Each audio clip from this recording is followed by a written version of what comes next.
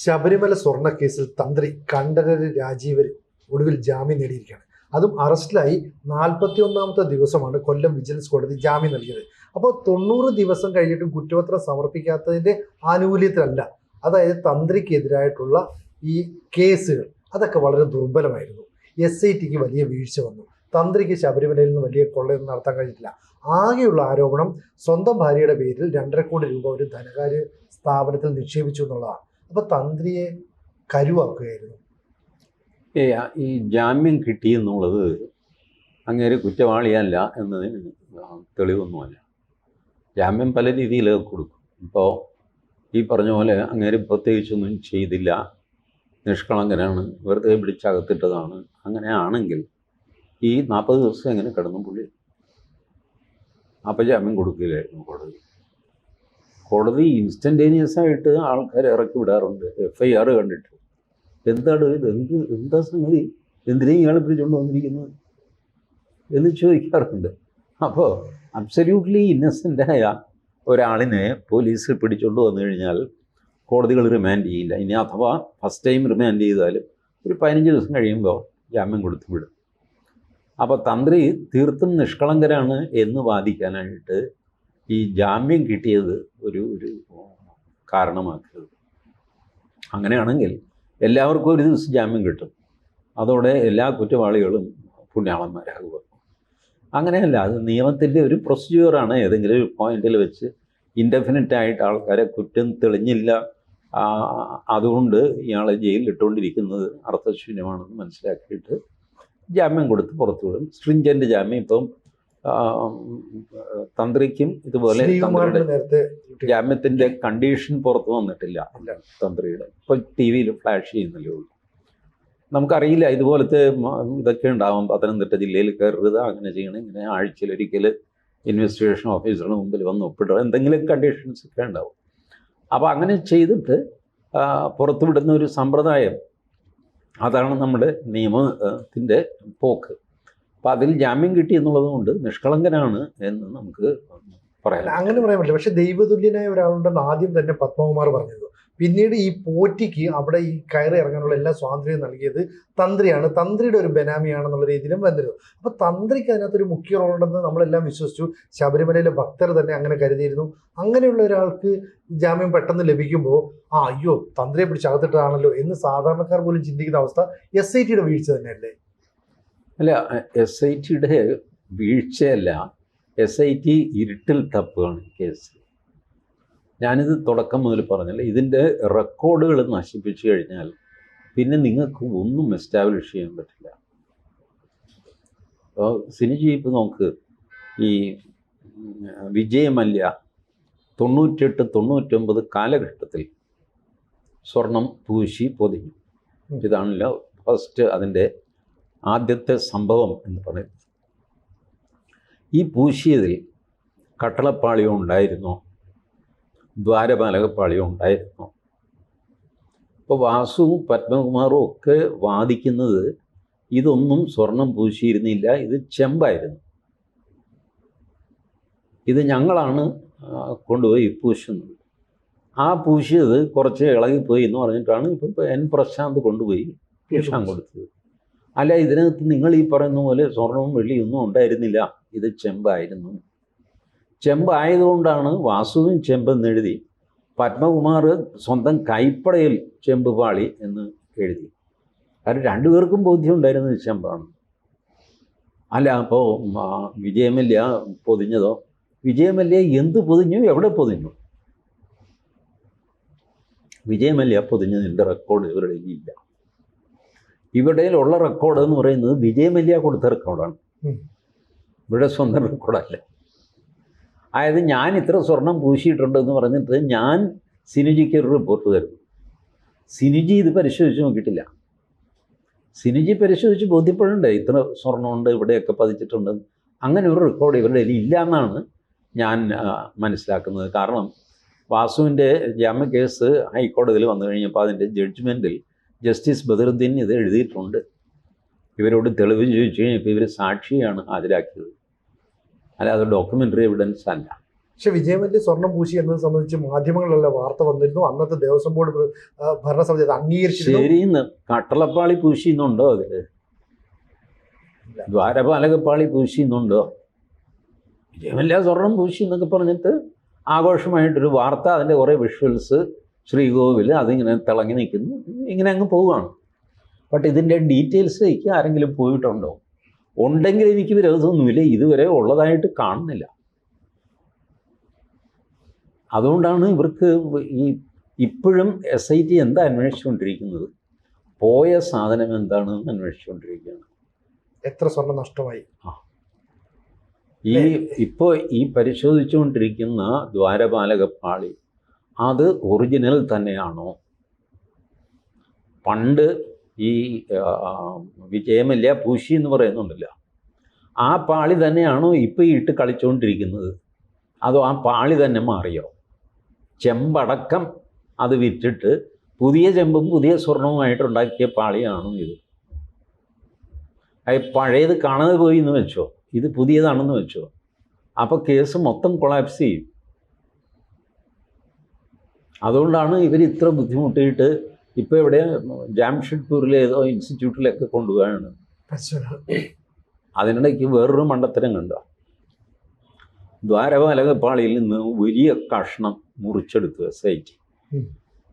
അപ്പോൾ അവിടെ ഒരു തുള വീണു. ആ തുള വീണ ദ്വാരപാലകപ്പാളി അത് വീണ്ടും ആ വിഗ്രഹത്തിൽ ചാർത്താമോ? പാടില്ല. എന്തെങ്കിലും കുറ്റമോ കുറവോ ഉള്ള സാധനം ശില്പങ്ങളിൽ പതിച്ചു വയ്ക്കാൻ പാടില്ല. ഇതൊക്കെ സാമാന്യ ബുദ്ധിക്ക് നമ്മൾ ചെയ്യുന്നതാണ്. നമ്മുടെ വീട്ടിൽ നമ്മൾ ദൈവത്തിൻ്റെ ഒരു ഫോട്ടോ വയ്ക്കുന്നു. ആ ഫോട്ടോ കാലപ്പഴക്കം കൊണ്ട് പൊടിഞ്ഞും ഇരട്ട പാലിന് അതിന് ഇടയ്ക്കൂടെയൊക്കെ കയറിയും കടിച്ചു പറിച്ചും നമ്മളെന്താ ചെയ്യുന്നത്? അത് മാറ്റി പുതിയ ഫോട്ടോ വയ്ക്കും. അത് കേടുപാടുള്ള ഒരു സാധനം ആരാധനാലയത്തിൽ നമ്മൾ സാധാരണ വയ്ക്കാറില്ല. അപ്പോൾ ഇതൊരു കോമൺ സെൻസാണ്. ഈ ദ്വാരപാലകപ്പാളി മാറ്റി സ്ട്രോങ് റൂമിൽ കൊണ്ടുപോയി വയ്ക്കുക. ദ്വാരപാലകൻ കറുത്ത കരിങ്കല്ലിൻ്റെ നിറത്തിൽ അവിടെ നിൽക്കും. അങ്ങനെ നിൽക്കുന്നതുകൊണ്ട് കുഴപ്പമൊന്നുമില്ല. എത്രയോ ക്ഷേത്രങ്ങളിൽ ദ്വാരപാലകൻ സ്വർണം പൂശാതെ നിൽക്കുന്നില്ലേ? ഭൂരിഭാഗം ക്ഷേത്രങ്ങളിൽ ദ്വാരപാലകനെയൊന്നും ആരും സ്വർണം പൂശാറില്ലപ്പം. ഇവിടെ ഇവർക്ക് ദണ്ണമില്ലാത്തതുകൊണ്ട് കണ്ണിക്കട ഇതെല്ലാം സ്വർണം പൂശിയെന്നേ ഉള്ളൂ. അപ്പോൾ ദ്വാരപാലകൻ അങ്ങനെ നിൽക്കും. ഇപ്പോൾ തന്ത്രി മഹേഷ് മോഹനർ അങ്ങേര് തിരുവിതാംകൂർ ദേവസ്വം ബോർഡിന് കത്ത് കൊടുക്കുന്നു. ഇതിങ്ങനെ ഡിഫക്റ്റീവാണ്, ഇതിൽ നിന്ന് വലിയ കഷ്ണങ്ങളൊക്കെ കൊണ്ടുപോയി, അത് ഐശ്വര്യകേടാണ്, അത് ഉടൻ തന്നെ അതിന് പരിഹാരം ഉണ്ടാക്കണം. എന്ത് പരിഹാരം ഉണ്ടാക്കാൻ? ശരി, ബോർഡ് എന്ത് ചെയ്യാൻ പോകുന്നു? ബോർഡ് ആ കത്ത് ഹൈക്കോടതിക്ക് കൊടുക്കാൻ. ഇപ്പോൾ എല്ലാം ഹൈക്കോടതിയുടെ തലയിലാണ്. എന്ത് വന്നു കഴിഞ്ഞാലും ഹൈക്കോടതി എന്ത് ചെയ്യാനാണ്? സാമ്പിൾ എടുക്കണം. സാമ്പിൾ എടുത്ത് കഴിയുമ്പോൾ തുള വീഴുന്ന സാധനം എടുത്ത് മാറ്റി വയ്ക്കുക എന്നുള്ളത് സാമാന്യ ബുദ്ധിക്ക് ഏത് മനുഷ്യനും ചെയ്യുന്നതാണ്. തന്ത്രി ആകെ ചെയ്യേണ്ടത് അതെടുത്ത് സ്ട്രോങ് റൂമിൽ വെച്ച് പൂട്ടുക. ഇനി അത് ശരിയാകുന്നവരെ, ഏത് കാലത്താണോ അത് ശരിയാകുന്നത് ആ കാലം വരെ ദ്വാരപാലകൻ ഇങ്ങനെ നിൽക്കട്ടെ. ഈ ദ്വാരപാലകനൊരു ദൈവമൊന്നുമല്ല. അപ്പോൾ ഇന്ന് എനിക്കതാ മനസ്സിലാവും. ദ്വാരപാലകപ്പാളിക്ക് കോടികളുടെ വില വരും. എവിടെ കോടികളുടെ വില? ഏതെങ്കിലും ഒരു പ്രാന്തൻ ദ്വാരപാലകനെ പൊതിഞ്ഞ സ്വർണ്ണമാണെന്ന് പറഞ്ഞിട്ട് അതിന് കോടികൾ കൊടുക്കാൻ പറ്റുന്നു. ആരെ ഈ ദ്വാരപാലകൻ ദൈവമല്ലല്ലോ. പക്ഷെ ആന്റിക്കിനൊരു വില ഉണ്ടാവില്ലേ? സിനുജി അമ്പലങ്ങളിൽ പോകുന്ന ആളല്ലേ? ദ്വാരപാലകനെ തൊഴുതിട്ടുണ്ടോ ഇതുവരെ? ശ്രീകോവിലിന് ഇടതും വലതും ഇല്ല. രണ്ട് കാവൽക്കാരാണത്. കാവൽക്കാരനെ തൊഴുന്നതിന് ഇപ്പം ജനാധിപത്യമൊക്കെ വന്നു കഴിയുമ്പോൾ നമ്മൾ മന്ത്രികളെ, കാവൽക്കാരനെ, ഗവൺമെൻറ്റിനെയൊക്കെ തൊഴണം. ഇത് ദൈവമാണല്ലോ. മന്ത്രിയേക്കാൾ വളരെ വിശാലഹൃദയനാണ് ദൈവം. പുള്ളിയുടെ ദ്വാരപാലകനെ നമ്മൾ തൊഴേണ്ട കാര്യമൊന്നുമില്ല. അതുകൊണ്ട് ദ്വാരപാലകന് എന്തോ വിലയുണ്ട്, അതിനൊരു റിലീജിയസ് വാല്യൂ ഉണ്ട്. അതുകൊണ്ട് അതിന് കോടിക്കണക്കിന് രൂപ കിട്ടും, തേങ്ങ കിട്ടും. ഒന്നും കിട്ടാൻ പോകില്ല. വെറുതെ ഹൈപ്പ് ചെയ്യാണ് ഇതൊക്കെ. പക്ഷേ അങ്ങനെയാണെങ്കിൽ പോലും ഇപ്പോൾ പോറ്റി, വാസു, മുരാരി ബാബു, പത്മകുമാർ, ഇങ്ങനെ ഈ പറയുന്ന വമ്പൻ സ്രാവുകളെല്ലാം പുറത്തേക്ക് വരും. പിന്നെ ഈ അന്വേഷണത്തിൽ എന്ത് പ്രസക്തിയാണ്? അപ്പോൾ ഇത് കെട്ടിച്ചമച്ച കഥയാണോ? കെട്ടിച്ചമച്ച കഥയൊന്നുമല്ല. ഇത് നിരന്തരമായിട്ട് പരമ്പരാഗതമായിട്ട് നടക്കുന്ന മോഷണമാണ്. അതിൻ്റെ കണ്ണികളാണ് വാസു, പത്മകുമാർ, ഈ പ്രശാന്ത് എല്ലാം. തുടർച്ചയായിട്ട് വരുന്നതിൻ്റെ കണ്ണികളാണ്. അത് ഒരു ദ്വാരപാലപാളിയുടെ സ്വർണം കുടച്ച് ചിരട്ടിയെടുക്കുക അങ്ങനെയൊന്നും അല്ല. ഇതിലൊക്കെ എത്രയോ കൂടുതൽ ഇവർ കൊണ്ടുപോയിരിക്കുന്നു, ക്യാഷ് കൊണ്ടുപോയിരിക്കുന്നു. ഇത് പരമ്പരാഗതമായ മോഷണമാണ്. ആ മോഷണം തങ്ങൾക്ക് ചെയ്യാവുന്നതാണ് എന്നൊരു ധാരണയാണ് അമ്പലത്തിലെ അധികാരികൾക്കുള്ളത്. അതായത് ദൈവം ഇരിക്കുന്നത് എന്നെ വെച്ച് നീ കുറച്ച് കാശുണ്ടാക്കിക്കൂടാ എന്നുള്ള മട്ടിലാണെന്ന് വിചാരിക്കുന്ന ധാരാളം പേരെ എനിക്കറിയാം. അവർ അമ്പല കമ്മിറ്റിയിൽ കയറും, അതിനകത്ത് വെട്ടിപ്പൊക്കെ നടത്തും. അപ്പോൾ അതെന്താണെന്ന് ചോദിക്കുമ്പോൾ, അല്ല ചേട്ടാ, അത് നമുക്കിങ്ങനെ കുറച്ച് 10 പൈസയൊക്കെ ഉണ്ടാക്കാനല്ലേ ഗുരുവായൂരപ്പൻ ഇരുന്ന് തരുന്നത്. അവരെ കൊണ്ടങ്ങനെയാണ് ഏറ്റുമാനൂരപ്പൻ, ഗുരുവായൂരപ്പൻ, വൈക്കത്തപ്പനൊക്കെ ഇരിക്കുന്നത്. എന്നെ വെച്ച് നീ കാശുണ്ടാക്കി നീ കഴിഞ്ഞുകൂടും എങ്ങനെയെങ്കിലും, നിൻ്റെ പട്ടണി മാറട്ടെ എന്ന് പറഞ്ഞാണ് ദൈവങ്ങൾ ഇരിക്കുന്നത് എന്ന വിശ്വാസത്തിൽ. അതുകൊണ്ടാണ് വലിയ പൊട്ടും കുറിയും പൂണൂലും സംഗതിയൊക്കെ ഉണ്ടായിട്ടും ഇവർ ഈ വെട്ടിക്കുന്നത്. അത് വെട്ടിക്കാൻ ദൈവം ഞങ്ങൾക്ക് അനുമതി തന്നിരിക്കുന്നു എന്നുള്ള വിശ്വാസത്തിലാണ്. അങ്ങനെ പരമ്പരാഗതമായിട്ട് നടക്കുന്ന വെട്ടിപ്പിൻ്റെ കണ്ണികളാണ് ഈ പത്മകുമാർ വാസുപുത്രൻ. സംഭവം വെട്ടിപ്പാണ്, ബട്ട് പാരമ്പര്യമായിട്ട് നടക്കുന്നത്. അത് വെട്ടിക്കുകയും ചെയ്യും, അതിൻ്റെ റെക്കോർഡ് കുറേ കത്തിക്കും, തോന്നിയാസം എന്തെങ്കിലുമൊക്കെ ചെയ്യും. ഒരു കേസും അന്വേഷിച്ച് പിടിച്ച് എങ്ങും എത്തിക്കാൻ പറ്റില്ല. ഇപ്പോഴും ആ ശബരിമലയിൽ നോക്കിക്കോ, ശിക്ഷ കിട്ടുന്ന ആളെന്താ, ഡെയിലി 1700 രൂപ ശമ്പളം കിട്ടുന്ന വല്ലവനെയാണ് ശിക്ഷിക്കുന്നത്. കാരണം അവന് വ്യക്തമായിട്ട് പിടിക്കാം. ദക്ഷിണ ഇത് ഭണ്ഡാര എണ്ണാൻ നേരത്ത് ഒരു 500 രൂപയുടെ നോട്ട് മടക്കി ചെവിയുടെ പുറകിൽ വെച്ചു, കൈയോടെ പിടിച്ചു, ശിക്ഷിച്ചു. ഇങ്ങനെയൊക്കെ ശിക്ഷിക്കാൻ പറ്റുള്ളൂ.